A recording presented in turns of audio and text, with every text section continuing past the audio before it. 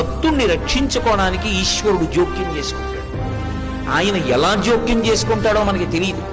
ఒక్కొక్కసారి బహుముందుగానే జోక్యం చేసుకుంటాడు. వచ్చేది తెలుస్తుంది కాబట్టి అడ్డుకట్ట వేసి నించుంటాడు. మనకి తెలియవు ఆయన యొక్క కృత్యములు. భక్తుణ్ణి మాత్రం ఆదుకుని తీరుతాడు ఈశ్వరుడు. నన్ను నమ్మండి అంతే, అంతకన్నా నేను చెప్పలేను. ఒక సమస్యని ఇచ్చే ముందు మనం సమస్య వచ్చాక ఆలోచిస్తాం.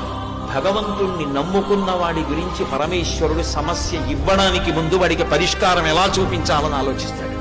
నన్ను నమ్ముకున్నవాడు వాడు పాడైతే, అందుకే భాగవతంలో అష్టమ స్కంధంలో అంటాడు, వాడు నా కొరకు రక్షింపవలయువాడు. వాడి కోసం వాడిని నేను రక్షించట్లేదు, నా కోసం రక్షిస్తున్నా.